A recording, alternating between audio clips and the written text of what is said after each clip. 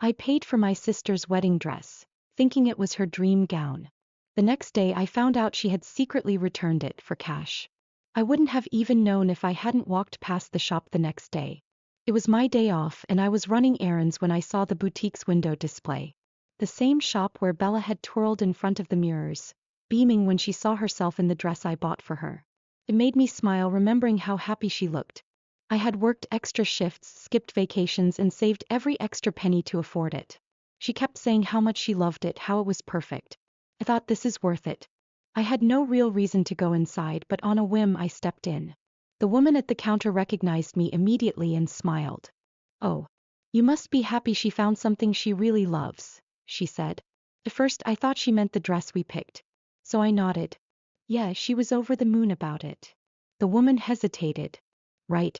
I just wasn't sure if she told you already. A strange feeling settled in my stomach. Told me what? She came back first thing this morning and returned the dress, she said carefully.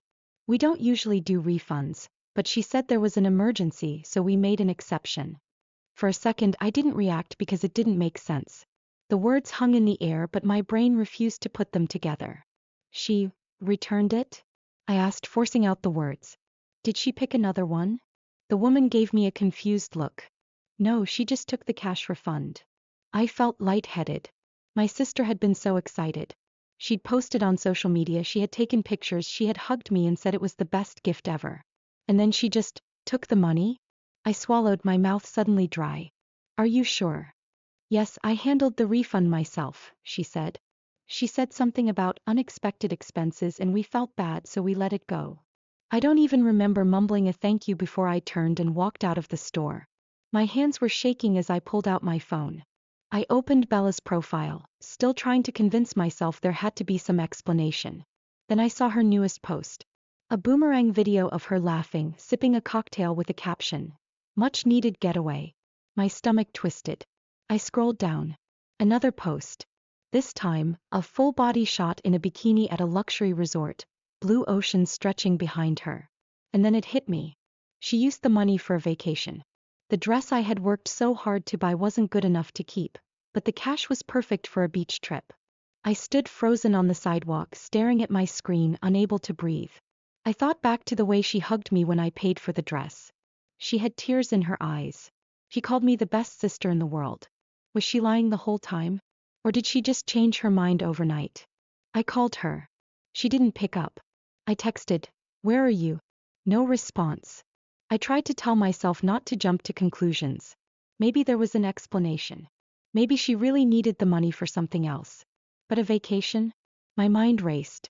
Had she planned this all along? The boutique only allowed store credit for returns. But if she told them it was an emergency, she must have made up a whole story. My sister was not struggling financially. She wasn't rich, but she and her fiancé both had decent jobs. If she wanted a trip, she could have saved up like everyone else. Instead, she took my money. The money I had earned working weekends, picking up shifts, skipping things I wanted just to give her something special. I started walking, not even sure where I was going. I was just angry. Then I remembered our parents' house. Maybe she was there. It wasn't far, and before I even thought about it, I was knocking on the door, my hands still shaking. My mom opened it, surprised. "Rita? What's wrong? Is Bella here?" I asked, trying to keep my voice steady. Mom frowned. "No, she's on vacation. Didn't she tell you?" Something inside me snapped. "She told me she loved the wedding dress I bought her," I said, my voice rising. "She told me it was her dream gown. And then she went back the next day and returned it for cash." My mom's expression barely changed. "Oh, is that what this is about?" she said, sighing. "She did mention something about changing her mind." "She didn't change her mind," I said, my voice shaking. "She took the money and used it for a vacation." Mom gave me a disapproving look, like I was overreacting. "Rita, it's not a big deal. She needed a break." I couldn't believe what I was hearing. "I paid for that dress," I said, my voice louder now. "I worked extra shifts. I skipped vacations. And she just threw it away like it meant nothing." My mom waved a hand. "She didn't throw it away. She used the money for something else. It's her wedding, Rita. She has a lot on her plate right now." Something inside me felt like it was crumbling. I had spent years doing everything I could to be the good sister. Whenever Bella needed help, I was there. If she was short on rent, I covered it. If she wanted something she couldn't afford, I found a way. And every time I told myself this is just what family does. But this wasn't some small thing. She had lied. She looked me in the eye, let me spend my hard-earned money, and then took it for herself like it was nothing. And now my mother was acting like I was the one making a scene. I let out a shaky breath. She didn't need a break, I said, my voice low. She needed free money and I was the easiest way to get it. Mom crossed her arms. Don't be dramatic. Dramatic. That word nearly made me laugh. I looked at her, then at the house I had grown up in. The place where I was always told to share, to help, to put family first. But it was never about family, was it? It was about Bella. It had always been about Bella. I took a step back, my heart pounding. I'm done, I said, my voice quieter now. Mom gave me a puzzled look. What do you mean? I swallowed. I mean, I'm done being her personal bank. I'm done being taken advantage of. She opened her mouth to respond, but I turned and walked away before I could hear whatever excuse she was about to make. As I got into my car, my phone buzzed.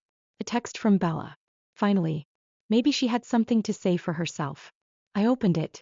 Hey, can you cover my nails and hair for the wedding? I'll pay you back later, smiley face. I stared at the message, my fingers tightening around my phone. And then for the first time in my life, I ignored her. I drove home in silence, gripping the wheel so tightly my knuckles ached. My heart was still racing, my mind looping over everything that had just happened. The refund. The social media posts. My mother brushing it off like it was nothing. And then Bella's text, asking for even more. I wasn't even surprised, and maybe that was the worst part. I sat in my car for a long time after parking, staring at my phone. The message sat there, unread past that first glance, as if ignoring it would make it disappear. But it didn't disappear. Neither did the sinking feeling in my stomach. Because deep down I already knew this wasn't just about the dress. It was about every time Bella had taken advantage of me. Every time I'd been told to just help her out, or be the bigger person. Every time I had let it happen. I could already hear my mother's voice in my head, the same thing she always said whenever Bella did something selfish. That's just how she is. That phrase had followed me my whole life. When we were kids, Bella was the one who got the new toys while I got the hand-me-downs. I was older, so I was expected to understand. When we both got allowance, she spent hers immediately, then cried to our parents when she had nothing left. They always told me to share. Be a good sister. When I got my first job at 16, babysitting for neighbors, my parents expected me to buy Bella things. She's too young to work, Rita. Just get her a little something. Then when she turned 16, she demanded a car. Our parents couldn't afford to get her one, so they came to me. Rita, you've been working for years. It wouldn't hurt to help her out. I said no that time. I remember it so clearly because it was one of the only times I had ever refused. Bella had thrown a tantrum, crying and yelling about how unfair it was. And my mom had looked me in the eye and said, "She's your sister. Don't you want her to be happy?" Like it was my responsibility. Like I was the selfish one. Bella eventually got the car, because our parents took out a loan, and guess who helped make the payments when they struggled? That's how it always was. Bella spent. Bella made mistakes. And I picked up the pieces. Because that was my role. When I graduated college, I wanted to take a trip with my friends before starting my first full-time job. I had saved for it, planned for it, and I was so excited. Then Bella decided to move out for the first time. She got a place that was way too expensive. A nice apartment she couldn't actually afford. But instead of getting something within her budget, she whined to our parents and they turned to me. She just needs a little help getting settled. You can take your trip next year. Next year never came. Because the next year something else came up. And the next year. And the next. Eventually I just stopped thinking about vacations altogether. It wasn't just money either. Whenever Bella got into trouble, I was expected to drop everything and help. The time she failed a class in college and needed tutoring, I had to drive to her campus twice a week after my own work hours. The time she got into a fight with her roommate, I let her crash at my place for months while she figured things out, paying all the extra bills without complaint. And every single time when I got frustrated, when I even hinted that I was tired of always putting her first, my mother said the same thing. That's just how she is. As if Bella being selfish was a fixed fact of life like the weather. Something I just had to accept. And I had. For years I had accepted it. because I thought that was what family did. But now, sitting in my car staring at my phone, I finally let myself ask the question I had never dared to before. Why was it my job to make sure Bella never faced consequences? Why was it always me? Why did I have to sacrifice while she got to live freely, spending recklessly, traveling, having fun? And why was I the bad guy the second I dared to question it? I let out a shaky breath and put my phone face down, refusing to look at her text any longer. For the first time in my life, I didn't feel guilty about ignoring her. I went inside my apartment, but I couldn't settle. My thoughts wouldn't stop. So I pulled out my laptop, not even sure what I was looking for. I opened up my bank statements. I don't know why I had never done it before. Maybe because I didn't want to see it. But I started adding things up. Everything I had ever given to Bella. Rent help. Car payments. Bills. Shopping treats when she wanted something but didn't want to spend her own money.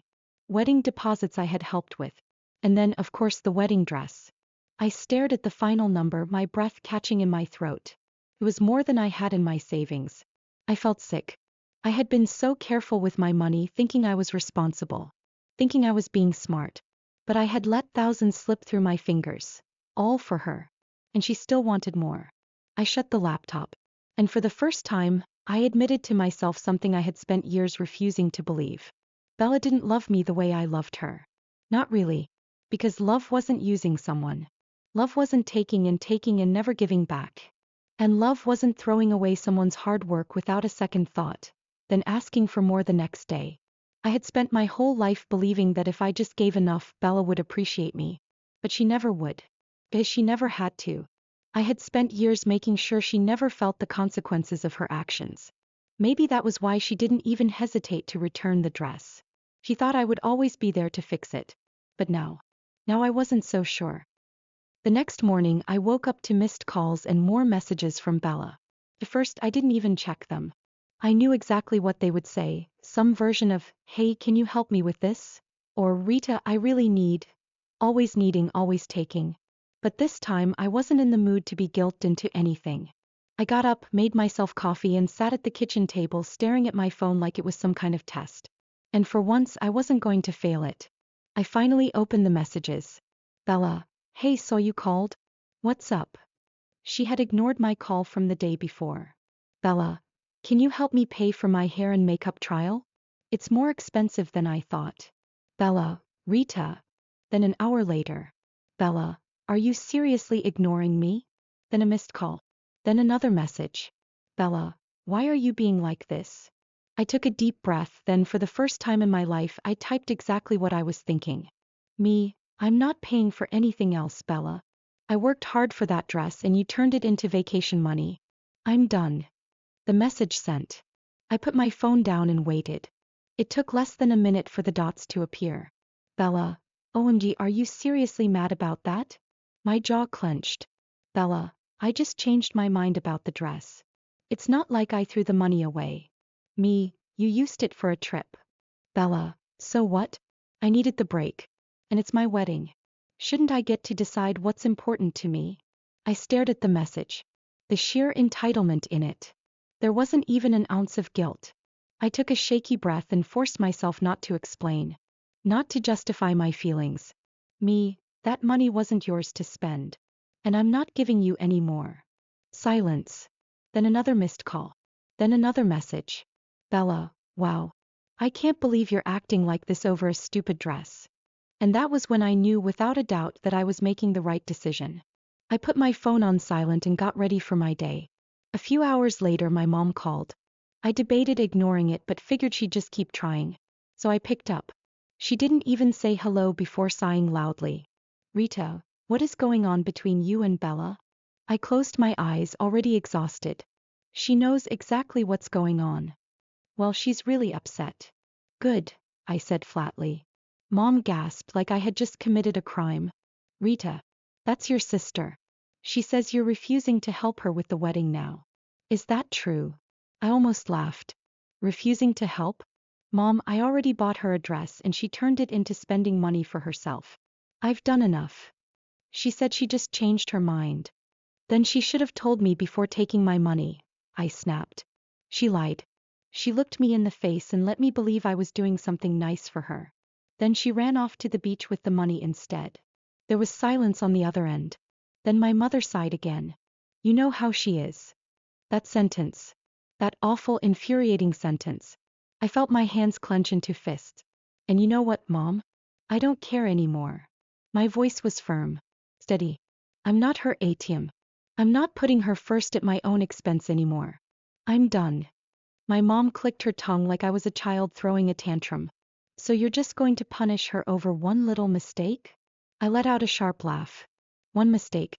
Mom, do you even hear yourself? She's been doing this her entire life. And you always defend her. She's your sister, she repeated like that was supposed to justify everything. Then maybe she should start acting like it. Silence. Then a much colder voice. If you don't help her, don't expect her to help you when you need it. I almost choked on my own breath. Help me. When has Bella ever helped me? And then I realized, my mother actually believed Bella had been the victim here. Like I was cruel for not giving her more money. Like Bella was the one being mistreated. Something inside me snapped into place. This was never going to change. No matter what Bella did, my parents would always defend her. No matter how much I gave, it would never be enough. But I didn't have to play along anymore. I exhaled slowly. I hope she has a great wedding, Mom. But I won't be paying for it. And I hung up. My hands were shaking, but my chest felt lighter. For the first time in years, I had set a boundary. And I wasn't backing down. For the next few weeks, Bella kept trying to act like nothing had happened. She sent casual texts. He tagged me in memes. Then she switched tactics, trying to guilt me. Bella, I really wish you'd stop being mad. I need my big sister right now. I didn't respond. Then the anger returned. Bella, wow. You really don't care about me, do you? I still didn't respond. And then, he stopped trying altogether. My parents stopped calling too. They weren't happy with me. But I wasn't going to chase after their approval anymore. I had spent my entire life proving my love for Bella. But love isn't taking advantage of someone. Love isn't manipulating or expecting sacrifice without gratitude. I wasn't the bad guy for saying no. And I wasn't going to feel guilty for finally choosing myself.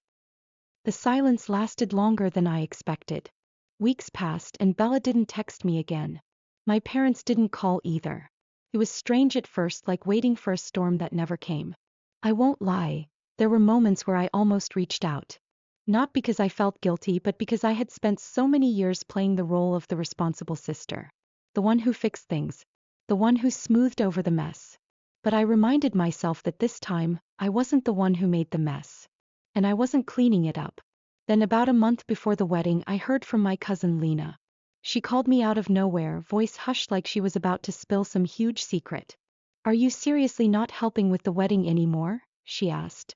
I leaned back on my couch. Where did you hear that? Your mom, she said.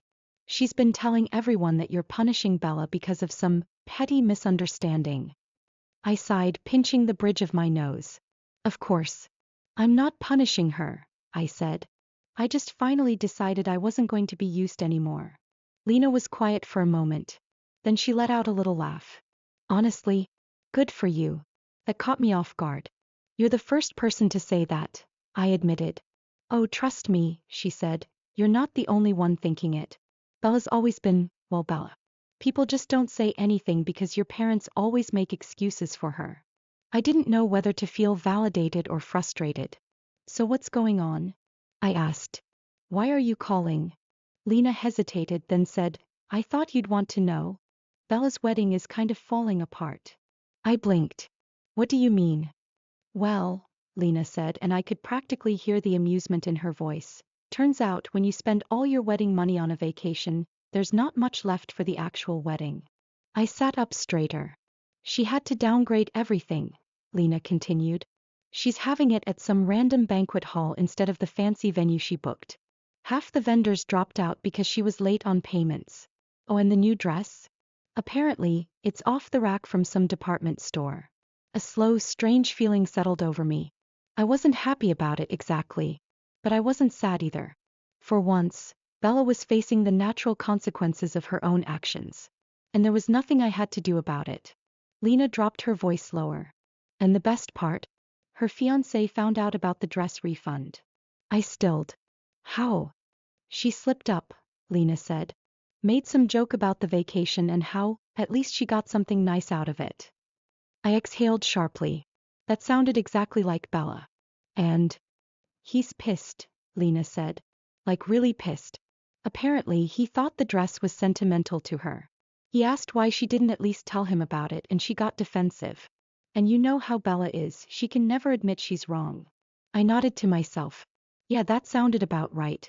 She tried to spin it like you were overreacting, Lena went on, but the second he heard that you paid for it, and that she took the money and ran off to the beach instead, he flipped. I raised an eyebrow. Is he still marrying her? Lena sighed. I don't know. But apparently they're fighting all the time now. And your mom's trying to keep it quiet because she's embarrassed. That actually made me pause. My mom was embarrassed? I had spent my whole life being told Bella could do no wrong. That she was just carefree, or impulsive, or needed extra help.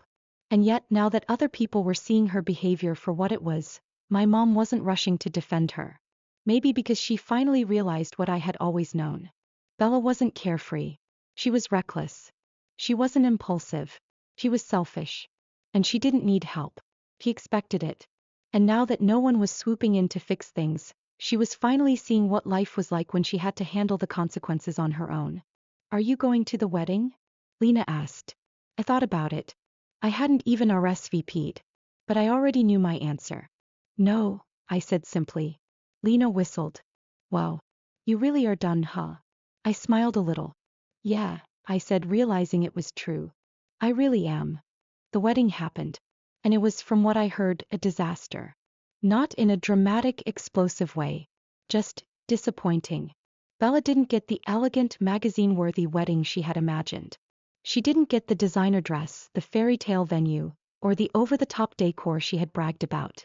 Her fiancé didn't leave her, at least not yet. But people said they barely spoke at the reception. He looked tense. Unhappy. And Bella? Well, she got exactly what she paid for. Or rather, exactly what she didn't pay for. The whispers started immediately. I thought she had this big fancy venue booked. Why does the food look so cheap? Didn't Rita buy her dress? What happened to it? It turned out when you build your entire personality around making everything look perfect, people notice when things suddenly fall apart. And for once, I wasn't the one left scrambling to fix it. After the wedding, I got one last text from Bella. Bella, I can't believe you didn't show up. You really don't care about me at all, do you? I stared at the message for a long time. Then finally I responded. Me, I cared about you enough to stop letting you use me. You just don't like that kind of love. I hit send. She didn't reply. Maybe she finally realized I meant it. Or maybe she was just too busy dealing with the mess she had made. Either way, it wasn't my problem anymore. And for the first time in my life, I felt completely, wonderfully free.